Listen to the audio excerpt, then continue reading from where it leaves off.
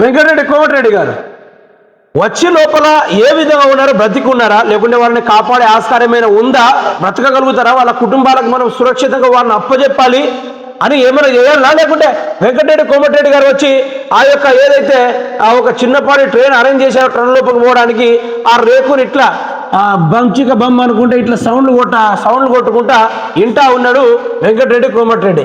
ఈయన మంత్రి ఏంది నాకు అర్థం కావట్లేదు. అధికారంలో ఉండి కూడా కాపాడే చేతకాక మళ్ళీ కేటీఆర్ మీద పాట పాడే మంత్రి ఎవరు ఉన్నారంటే అది ఆయన మాత్రమే. ఈయన చూసుకుంటే సోయలేని సర్కారు, సొరంగం వైపు కన్నెత్తని చూడని సీఎం, ఎస్ఎల్బీసీ టెండర్ల ప్రమాదం ఘటనలో మట్టి దిబ్బల కిందే కార్మికులు, మంత్రులకు బాధ్యతలు అప్పగించి చేతులు దులుపుకున్న రేవంత్ రెడ్డి ప్రాణాలు పోతుంటే ఎన్నికల ప్రచారాల్లో బిజీనా? నేను ఒకటే అడుగుతున్నా, ముఖ్యమంత్రి రేవంత్ రెడ్డి మార్పు కోసమో తెలంగాణ రాష్ట్ర ప్రజల బాగుగుల కోసమో రేవంత్ రెడ్డి అధికారంలోకి రాలేదు. తెలంగాణ రాష్ట్రం సర్వనాశనం అవుతా ఉన్నా కూడా రేవంత్ రెడ్డి ఎంచుకునేది ప్రచారం మాత్రమే. రాష్ట్రం ఆగమవుతుంది, ప్రజలు ఉరితాళ్ళు వేసుకొని చనిపోతా ఉన్నా కూడా పక్క రాష్ట్రాలకు పోయి ప్రచారాలు చేసుకొచ్చిన వీరనారుడు మగోడు, మన ఏకైక 3 రంగుల మగోడు యనమల రేవంత్ రెడ్డి మాత్రమే. ఇసుంటి నాయకుడు ఉన్నాడు మన దగ్గర. ఇక అన్ని పోని ఇదొకటి బాగానే ఉంది. టనల్లో అల్లాడుతున్న ప్రాణాలు, జల్సాల్లో మునిగిన మంత్రులు, దుబాయ్లో ఎంజాయ్ చేసి వచ్చిన కోమటిరెడ్డి పట్టించుకొని ముఖ్యమంత్రి రేవంత్ రెడ్డి ప్రచారాలకు పోతున్న మన ముఖ్యమంత్రి ప్రమాదం జరిగి ఇక 2 రోజులు ఉంది, కానీ ప్రమాదం జరిగి 3 రోజులైనా పట్టించుకొని మంత్రులు. పత్తాలేని మంత్రి పొంగులేటి అసలు ఉన్నాడో లేడో, రాష్ట్రంలో ఉన్నాడో జాడ లేకుండా పోయిండో తెలియదు. ఇంకోటి, టనల్లో చిక్కుకున్న సిబ్బంది, విలుస్తున్న కుటుంబ సభ్యులు, ఇవన్నీ. ఇంకోటి మీకు హైలైట్ చూపెట్టాలి. కాళేశ్వరం కూలిపోయిందంటే వెంకటరెడ్డి కోమటిరెడ్డి కూలిపోయి పనికిరారు. ఇక ప్రచారం చేసే 3 రంగుల మొగోడు మన ముఖ్యమంత్రి రేవంత్ రెడ్డి, ఈయన కూడా అది పనికిరాదు, అది దండగా అనుకుంటా ఈయన మాట్లాడేది. ఇక పొంగులేట్ అయితే చెప్పొద్దు, ఇక ఆ ప్రాజెక్టే పనికిరాదు, కూల్చేసి మళ్ళీ కొత్తగా కట్టాలంటాడు.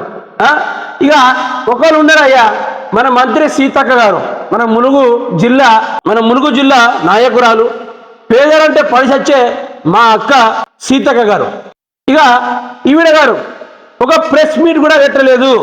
ఎస్ఎల్బీసీ టనల్లా 8 మంది బ్రతుకున్నారా, చనిపోయిరా, ఈ ప్రాబ్లం ఈ యొక్క ప్రభుత్వం ఏం చేస్తూ ఉంది, ముఖ్యమంత్రి రేవంత్ రెడ్డికి అవసరమా, ప్రాణాలు పోతూ ఉంటే ఎందుకో ఈ విధంగా ప్రచారాలకు పోతున్నాడు అనుకుంటా ఒక పల్లెత్తి మాట, అట్లీస్ట్ మా ప్రభుత్వం వల్లనే వాళ్ళు ఈ విధంగా చనిపోవడానికి రాసి పెట్టిందేమో అని ఒక మాటన్న కూడా మాట్లాడలేదు మేడం గారు.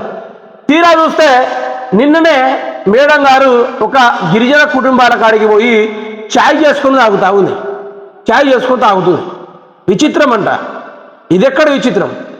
ఎస్ఎల్బి టనల్లో ప్రాణాలు పోతుంటే మంత్రి సీతక్క గారు ఛాయ్ తాగకుండా కూర్చొని ఉన్నారు. ఇదెక్కడి పద్ధతి? అదే కాళేశ్వరం కూర్చోడనుకో, కూలిపోయింది, వేలాది కోట్ల రూపాయలు పెట్టి ఆగం చేసేసిళ్ళు, మా గిరిజన బిడ్డల్ని ₹1 ఇచ్చుంటే బాగుండు అని ఒక మాట మాట్లాడేది. వరదలు వచ్చినా కూడా వాళ్ళ ప్రభుత్వం ఉన్నప్పుడు, కేసీఆర్ ప్రభుత్వం ఉన్నప్పుడు ఒక్క హెలికాప్టర్ పోయి ఉంటే 10 మంది ప్రాణాలు కాపాడేదాన్ని అనుకుంటా మేడం గారు ఏడ్చిన సందర్భాలు కూడా మనం చూసింది. వాళ్ళ ప్రభుత్వం వచ్చినప్పుడు హెలికాప్టర్లకే దిక్కు లేదు, అసలు ప్రాణాలు కొట్టుకుపోతున్నా కూడా ఆ యొక్క విజువల్ని కూడా బయటికి రానియలేదు మంత్రి సీతక్క గారు. అధికారంలోకి వచ్చి 15 ఏళ్ళు అవుతున్నా కూడా ఇందిరమ ఇండ్లు పేరుతోటి రాష్ట్రం మొత్తం మోత మోగుతూ ఉంటే మా మంత్రి సీతక్క గారు అదే ములుగు జిల్లా గిరిజన ప్రజల యొక్క ఆ యొక్క గుడిసెల్లో నివసిస్తున్న వారికి ఒక్క ఇండ్లు కూడా ఇవ్వలేని పరిస్థితి, పేపర్ స్టేట్మెంట్ కూడా ఇవ్వలేని పరిస్థితి. మేడం గారు పోయి ఈరోజు గిరిజన ఊర్లలో పోయి అక్కడ ఛాయ్ తాగుతున్న వ్యవహారం. మేడం గారు స్వయంగా తానే ఛాయ్ చేసి మరి ఎట్లా కలపాలి, ఎంత పొడి కలపాలి, ఎంత చక్కెర కలపాలి, ఇక మంచిగా నేర్పించి మేడం గారు ఛాయ్ అక్కడ తాగిసేసి తిరిగి వచ్చారు. ఎస్ఎల్బీసీలో ప్రాణాలు పోతే ఏంది, వాళ్ళు చనిపోతే ఏంది, అసలు మొత్తం ప్రాజెక్ట్ కుప్ప కూలిపోతే ఏంది, మేడంకి అవసరం లేదు. బీఆర్ఎస్ తరపున ఏమైనా ఉంటే చెప్పండి, మేడం మైకులు పట్టుకొని ఉరుకొస్తుంది. ఇటువంటి పరిపాలన, విచిత్రమైన మనుషులు తెలంగాణ రాష్ట్రంలో చోటు చేసుకున్నారు. విచిత్రమైన మంత్రులు, అసలు ఎమ్మెల్యేలు అయితే ఉండరో లేదో అసలు నాకు అర్థం కావట్లేదు. వార్డు మెంబర్కైనా విలువ ఉంది, కానీ ఈ రాష్ట్రంలో కాంగ్రెస్లో ఉన్న ఎమ్మెల్యేలకు విలువ లేకుండా పోయింది. అసలు ఉన్నారా, లేకుంటే ఎటైనా పోయిల్లా?